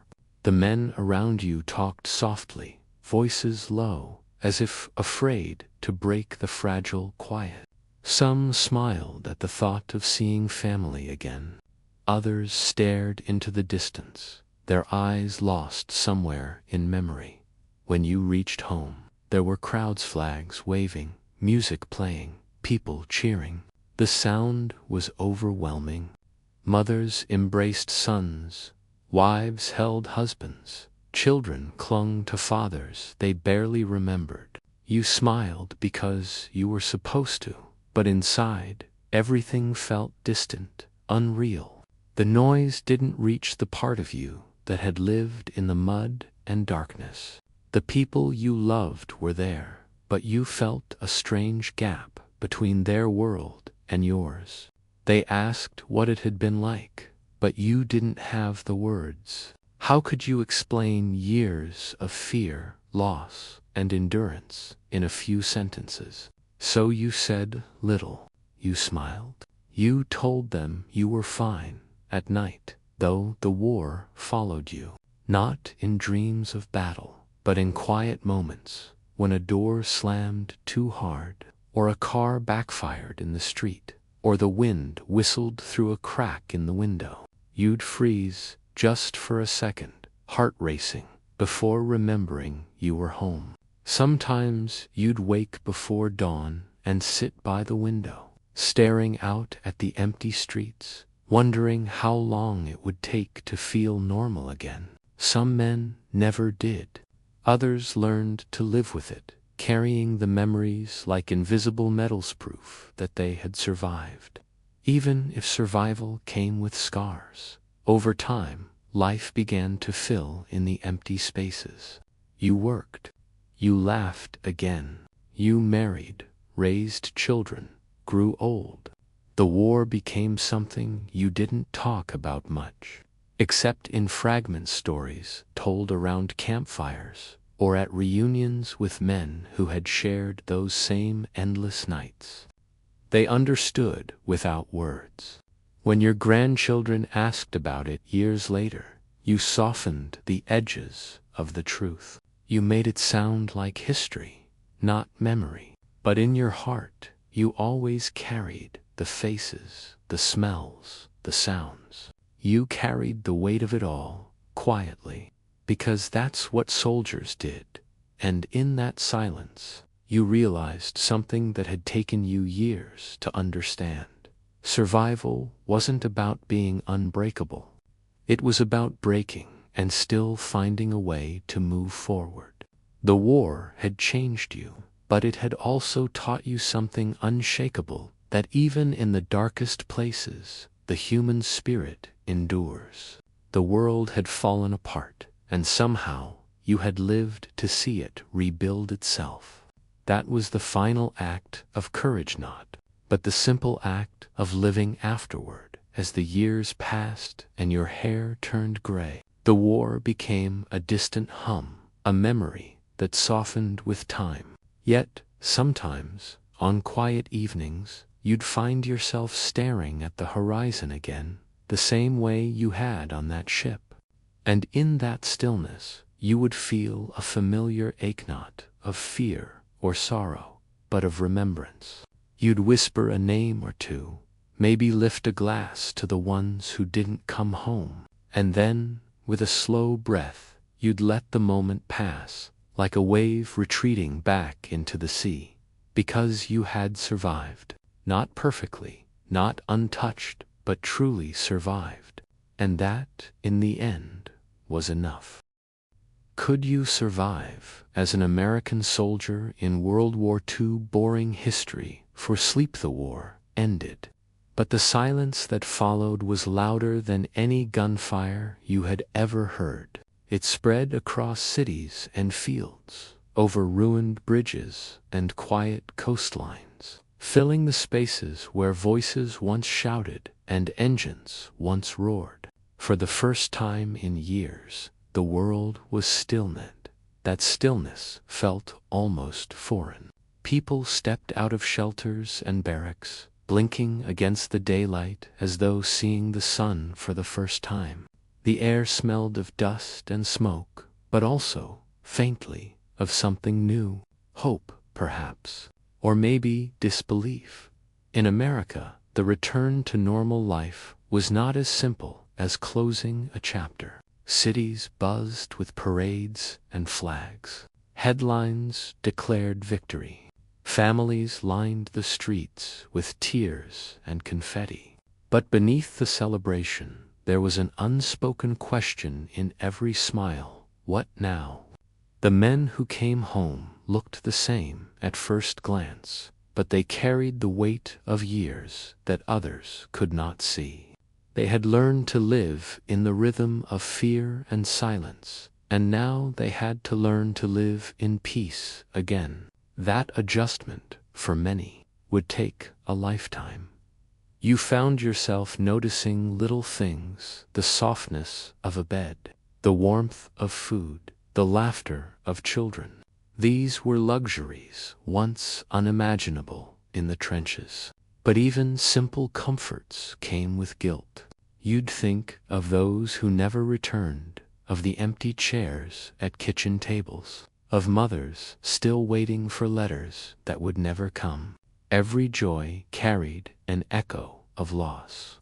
And yet, that was what made peace so precious. It wasn't taken for granted anymore. It was fragile, and everyone knew it. The government spoke of rebuilding the world. Factories that once made weapons now made cars and washing machines. Men who had stormed beaches now worked behind desks. Women who had run the home front building planes, driving trucks, working long hours in silence, found themselves asked to return to ordinary life, to kitchens and calm. But nothing was ordinary anymore. The war had changed what people believed they could do, what they expected from the world, and what they feared it could become again. Across the ocean, Europe was a wound slowly healing.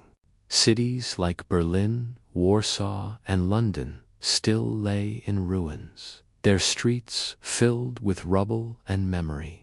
The sound of rebuilding was constant hammering, shouting, the low rumble of trucks carrying supplies.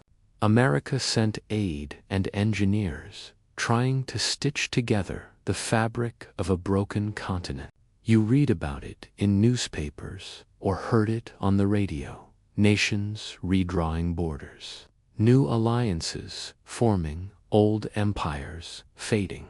The war had not just changed people, it had rewritten history itself. For many veterans, returning home didn't mean returning to who they were. Nights were long. Sleep came fitfully. A car backfiring could pull you back into the chaos of battle in an instant. You'd wake up sweating, your heart racing, convinced for a moment that you were still there. These moments didn't go away, not completely, but they softened with time.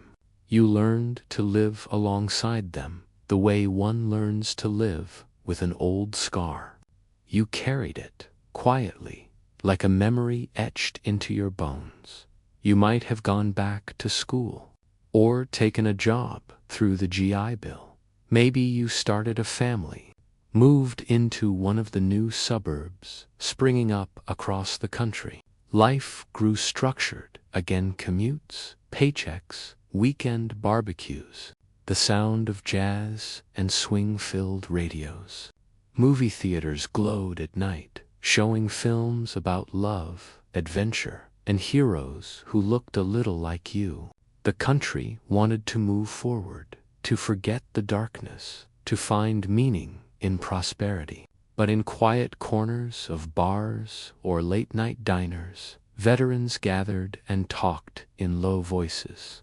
They didn't glorify the war. They remembered it. The smells, the sounds, the faces. The things no one else would understand. The world had changed politically too. A new tension was rising this time, not between nations at war, but between ideologies. The Soviet Union and the United States eyed each other with suspicion, their wartime alliance fading into cold distrust. It wasn't the noise of war this time, but the chill of silence and secrecy, the beginning of something the newspapers were already calling the Cold War. You had survived one world war, but the feeling that peace was temporary lingered, like thunder rumbling on a clear horizon in towns and cities. Memorials began to appear, stone statues, engraved names, flags fluttering in quiet parks. You visited one once, standing before a wall carved with rows of familiar last names. You traced your fingers over the letters and realized how many stories had ended too soon. Around you, families left flowers, photos, medals. No one spoke. The silence there was heavy but peaceful. It wasn't the silence of war, it was remembrance. As the years passed, the memory of the war began to fade for those who hadn't lived it. Children grew up in a world rebuilt, where the horrors of the front lines were just black and white photos in history books. You didn't mind. That's what you had fought for them not to know what it was like. Sometimes, when you saw your grandchildren running across a park or laughing in the sun, you felt a strange gratitude. The world had broken once, but here it was, alive again.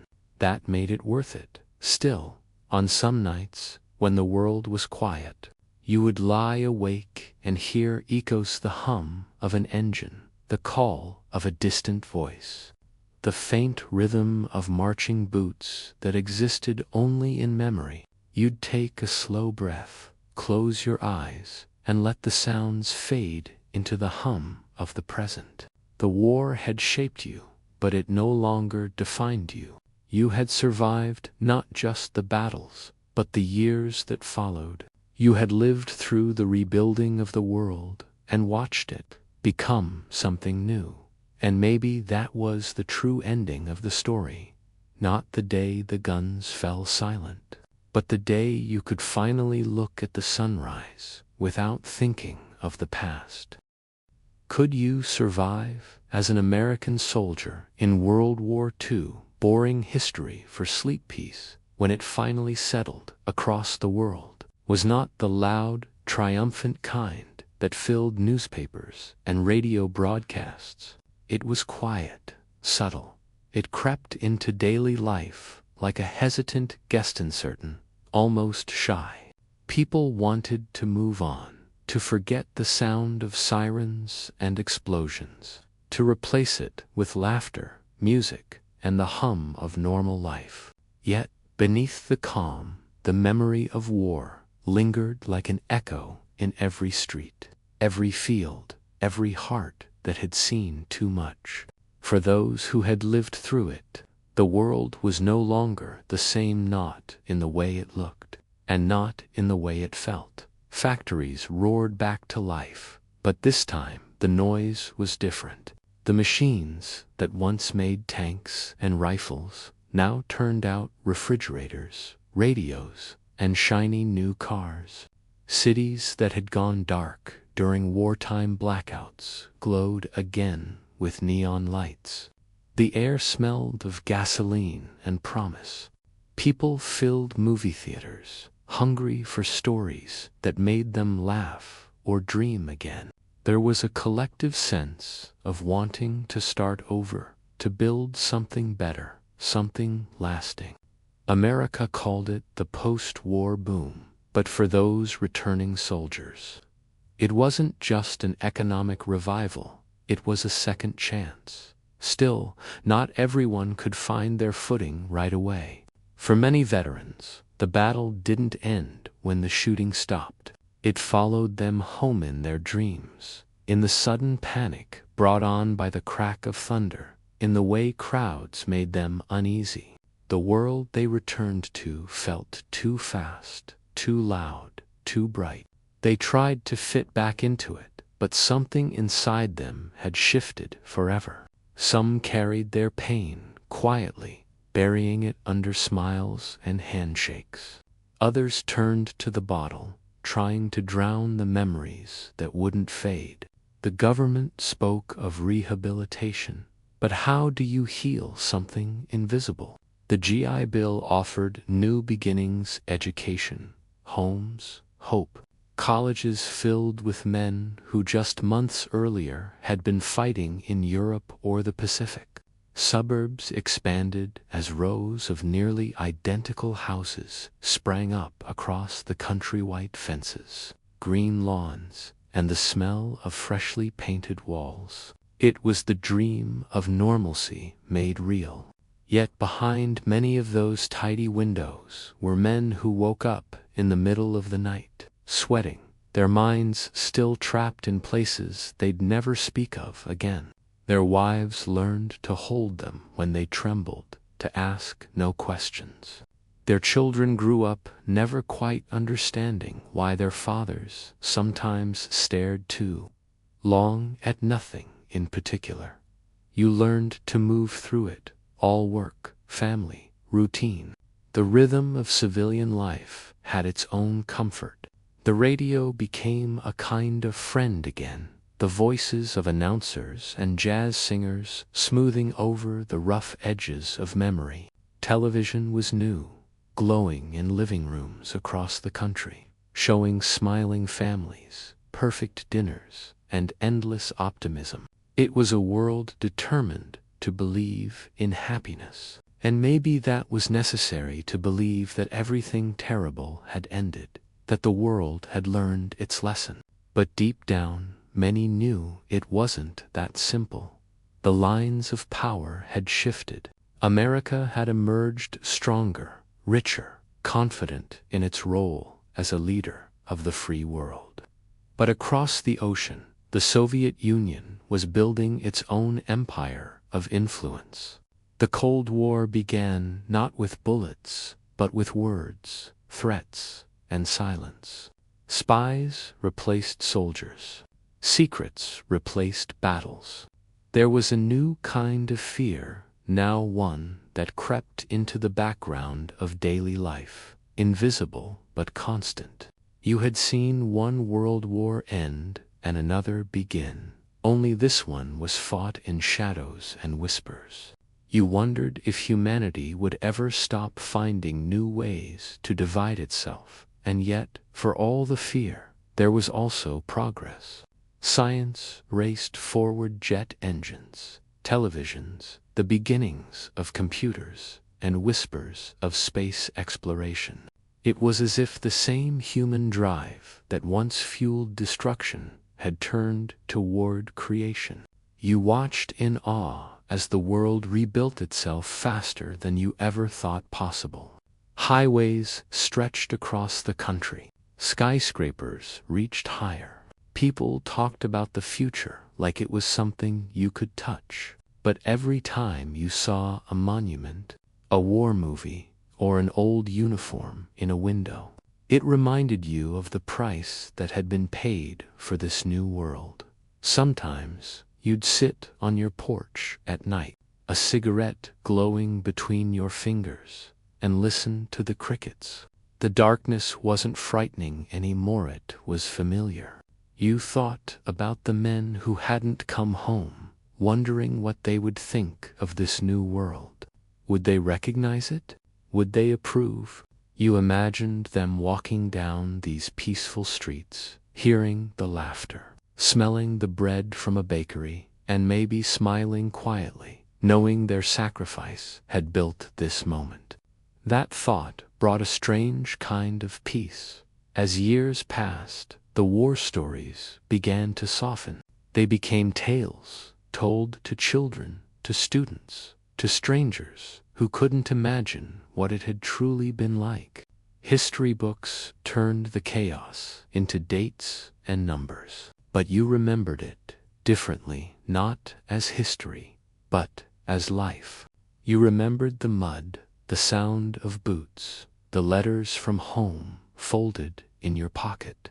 You remembered the fear, but also the friendship, the courage, the small kindnesses that had made survival possible.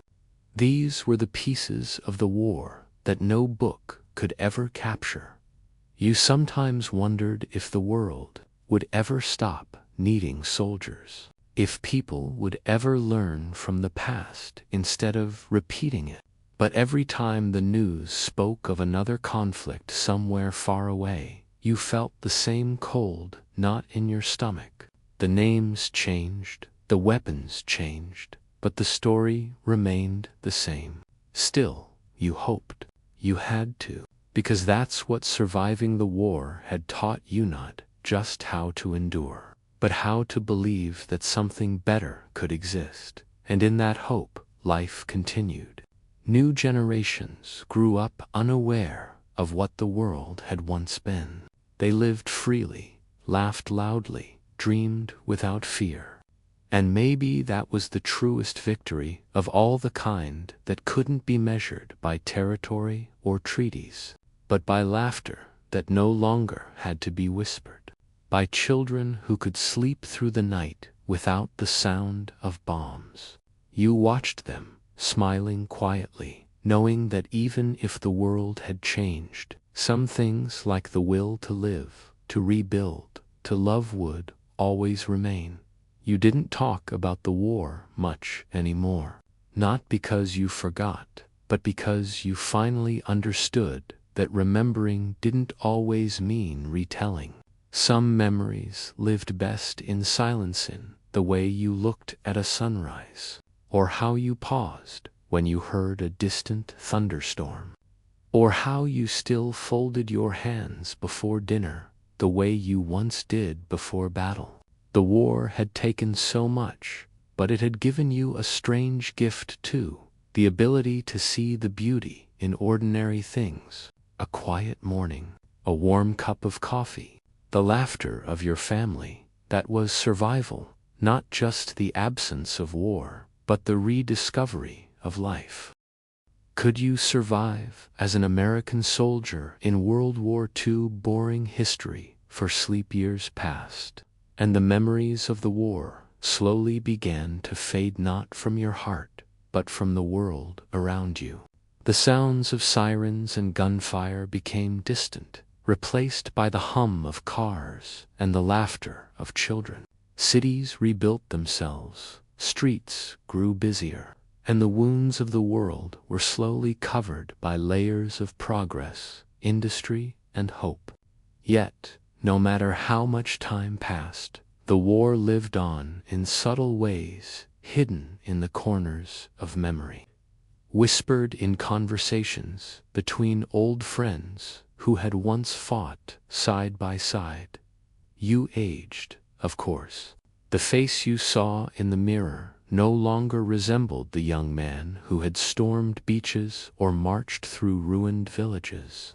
The lines on your face weren't just from time, they were from everything you had seen, everything you had endured.